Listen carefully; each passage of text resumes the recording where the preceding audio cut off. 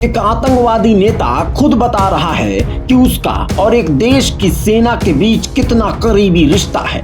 ऐसे शब्द जो राजनीतिक बयान नहीं बल्कि सबूत जैसा खुलासा बनकर सामने आए हैं।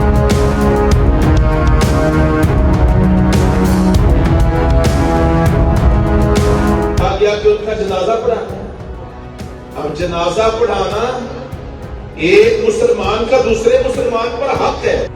लश्कर-ए-तैयबा के डिप्टी चीफ सैफुल्लाह कसूरी का एक वीडियो वायरल हो रहा है जिसमें वो खुलकर कह रहा है कि पाकिस्तानी सेना उसे बुलाती है, उसे सेना संबंधित कार्यक्रमों में आमंत्रित करती है और वो उनके शहीद सैनिकों के जनाजे में नमाज पढ़ने भी जाता है। ये बयान खुद उसके मुंह से सुनाई देता है।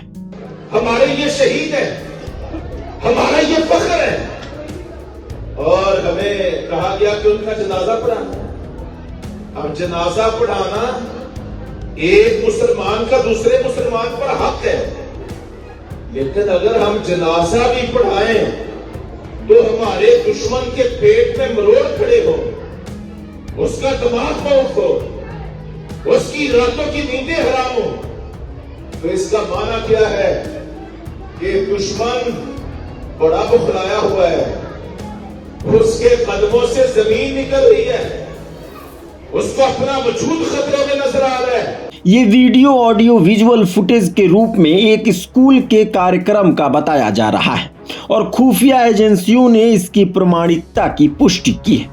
इस दौरान कसूरी ने यह भी कहा कि भारत उसके होने से डरता है और पाकिस्तान की सेना तथा लश्कर के बीच स्पष्ट सहयोग और संबंध होने का दावा किया।